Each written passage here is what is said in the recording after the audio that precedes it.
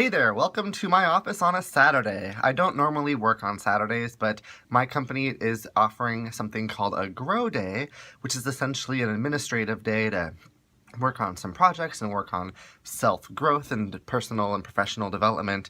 And we are trying it out on a weekend where I took a weekday off and then work on a Saturday. So I'm here and it's my lunch break, so I thought since I have the office to myself and a computer, I would go ahead and do the second installment of Confessions of a New Budgeter and show you the budget that I've built.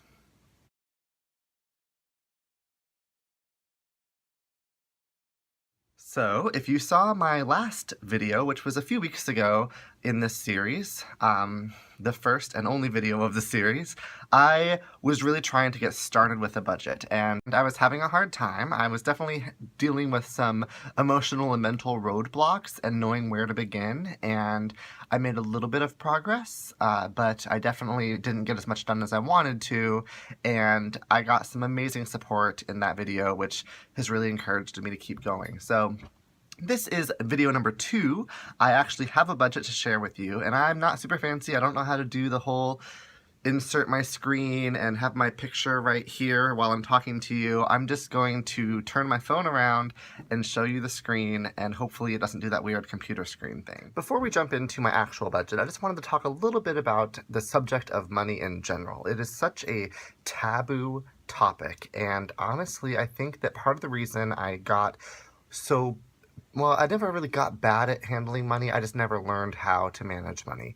I think that part of that reason is that nobody talks about it. My parents have said that, my mom said, if there was one thing that I could have taught you kids, that I wish we had taught you kids, it's how to manage your money better. So I just wish that it was something that didn't have such a stigma and it wasn't a bad taboo subject.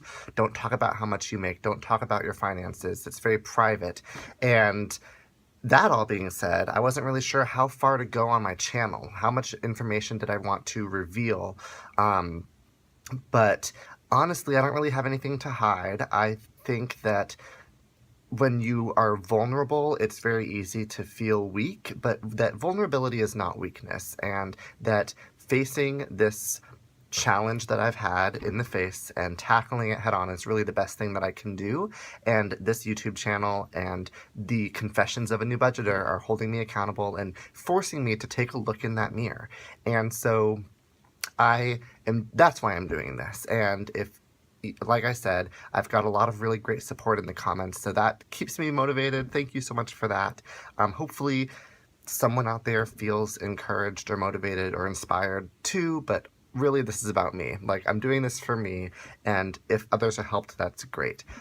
So I'm going to just be very transparent with my budget and show you how much I'm budgeting for things and how much my take-home pay is. The one thing I'll probably keep private is the name of each of my businesses. So my office and my hotel, I'll refer to them as such, but I won't really reveal the name of those companies, just because I don't want to have any content of my channel be associated with them, professional, etc. So let's go ahead and jump right into my budget. Here is my budget. This is certainly not my first budget, but I think it is the best budget that I've put together. This one I built in Google Sheets, the Google Docs program, which you can access on any computer as long as you have a Google login, and I do. So I think that part of the reason I had a hard time with my previous budget, besides the fact that, well, I'll talk about that in a second, but the main issue was that it just wasn't super accessible. It was on my laptop on Excel, and I rarely use my laptop when I'm at home because I don't have internet, so I would always feel really motivated at work to budget or tell my money where to go, but I didn't really have access to it. So putting it here allows me to be productive with my budget at work, at both of my jobs, and also gives me access on my cell phone since I can access it with my data on my mobile phone as well.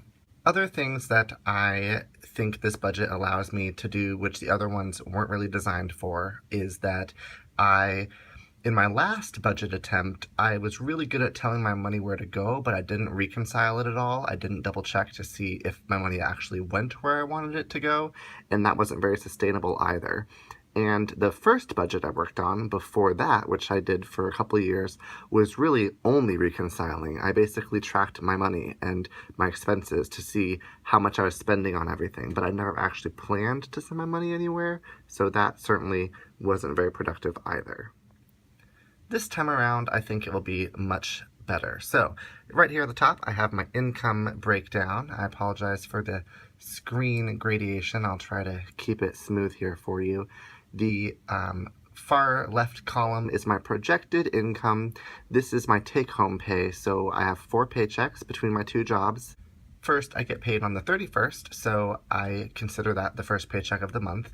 Then I get paid on the 5th, the 15th, and the 20th. So using my hours for the pay period as well as my pay rate, I've projected my potential gross income, and then I calculate my projected take home, and that's just kind of a guess, which gives me a starting place for my budget. And then I have an actual column where I insert what I've actually made. So for October, I've received 1 paycheck on September 29th actually, and so that was $12.50.94, which I'm using for the preliminary budget. And then this document is live. I will just keep updating it with each new paycheck and adjust the numbers in the actual column as I go. Over here on the right is the TriMet column. So the public transit in Portland is really awesome. At the office job, I get a alternative transportation incentive. So since I don't drive myself to work and I take the bus, I get $40 per month additional on my paycheck, so $20 per paycheck. At the hotel, I pay $16 per paycheck for an unlimited bus pass. So essentially, once that calculates out, I get paid $8 a month to take the bus to work. So I'm just tracking it here to make sure that none of these are ever missed, since clerical errors can happen. In the green highlighted area, I just wanted to have a place where I would have, at a glance, my current account balance. So between my 4 bank accounts, I just signed up for Capital One 360. I have a total of $2,600 sitting there, which feels nice. However, about $1,000 is going toward my rent, so that isn't really included. And then my emergency fund, which is at $1,015 right now, just because there's $15 sitting there already when I added the $1,000. Is also not really included. So I have actually about $670 or so, which I still need to play with. And then in my debt category, I have 1 credit card right now, which has a $500 limit, and it is paid off. So I have $500 there just because that way I know I have $500 available. I do not plan on using that. I'm mainly going to use my credit card for groceries and then I'll pay that off, but I wanted to keep it paid off for a little while, just until my credit score goes up a little bit, and then I will start using it sparingly and pay it off right away.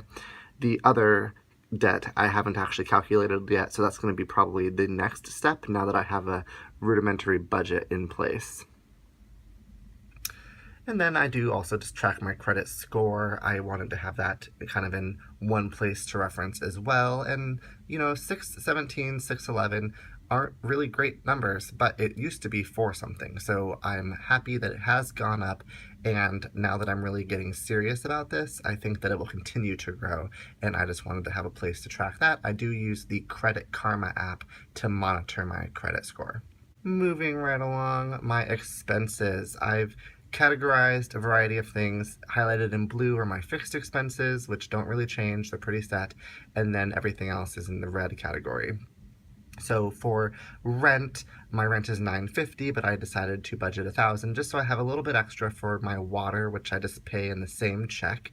And each paycheck I will take $500. So right now it shows $484.01.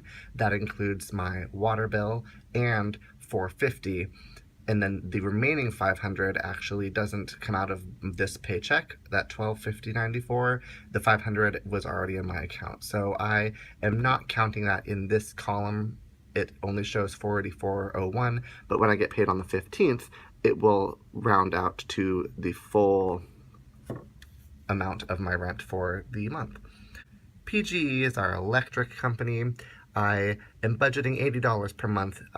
During the warmer months, it will certainly not be that much, but during the colder months, it will be more. So I figured just budgeting that much and saving the extra will help me out in those colder months.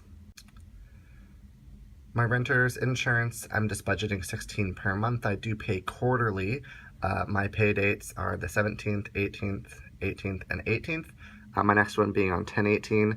I don't actually know, since I haven't really been paying close attention, how much that is. I think it's 40 something, so I'm probably budgeting a little high, but I just wanted to start somewhere and I can tweak it as I go. My phone bill through Verizon is about $100. I just threw a few extra dollars at that. Just, if I have extra, I have extra.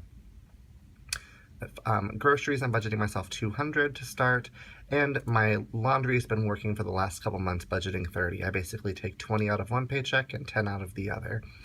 And so all of this adds up to about $1,400, excluding the $30 for my quarters. So this is all about $1,400, and I'm setting up my direct deposit so that $700 of each paycheck goes into one account, and then the rest goes elsewhere, so that I can have a bill pay account, and this money will just always be there. I'm going to do half of each paycheck, which means at the end of the month, I will have the $1,400 set aside, and if, as I put in my actual numbers, if I have any extra, I can then put that towards debt accordingly. Down here, these are more sinking fund type categories. I need to make that all capital. But essentially, health and beauty is just like haircuts or my expensive aftershave, or basically buying products or any kind of self-care or doctor's visits, co-pays, that sort of thing. I'm just starting with $50 per month. Entertainment, I'm giving myself $300. I am just trying to be realistic. Ideally, that would be less, but I also know that I can't completely change all of my habits overnight, and that doing cold turkey isn't really going to work for me. So I'm just kind of weaning myself off and seeing how that goes. The winter PGE is where I'm going to put my leftover after I pay my actual bill out of the $80 I was setting aside. That's where the extra will go. And then I just have a sinking fund I'm starting for a car. I don't have one right now, but it'd be nice to start saving. A laptop, I do want to buy a new one. Christmas, and then a family reunion that I'm hosting in about 5 years. So just $50 per month. It will add up over the next couple of years for that. So these are some sinking funds that I want to get going, that I'm going to use the Capital One 360 account for. I'm also going to use it for my renter's insurance, I believe, since that is more of a quarterly than a monthly payment. So maybe I should move it down. Anyway,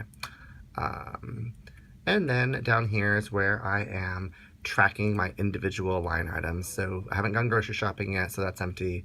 I did pay a bill. I've gone out a few times. And the way I'm going to do this so that I can track it is I'm basically going to plan ahead instead of tracking what I've done and being surprised that my money went anywhere. I'm going to look at my calendar, look at my social engagements, and kind of put things down, and then give myself a budget. And then I'm going to put in the actual numbers, and then once it actually hits my account, that's when I'll put the date in, and then I can double check that nothing was weird between when I signed the receipt and what actually hit my account. So this is how I'm going to track my entertainment expenses, and then each box here is auto-filling these numbers, so that way I can just kind of track it at a glance. And then the debt is probably going to be my next big project. Now that I have a budget in place, and I have the system and tools that I need to be successful, I'm going to go through and track down all of my debt, my college loans, my personal loans, other bills that might be outstanding, and start really doing those in the debt snowball. So I'm excited to get that going now that baby step 1 is complete.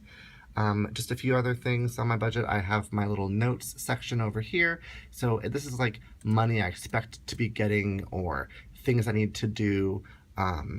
I'm just on track. I basically wanted one document where everything can be at a glance, and I can just use it as a worksheet. And I think that is what will make it more successful for me. So thank you for watching. I'm very excited to share this brand new budget with you. Like I said, I've dabbled in budgeting before, but I think that this is the one that is going to stick. So I was not planning to do any kind of continuing budget check-ins, but I do know that a lot of YouTubers do that, and if it's something you're interested in, I'm happy to do that. But I think that my initial plan is to just kind of use it privately. I just wanted to show you that I got something in place. If there's a big interest in seeing those check-ins, though, I'm open to the idea. That will round out this episode of Confessions of a New Budgeter, and I will talk to you in my next video.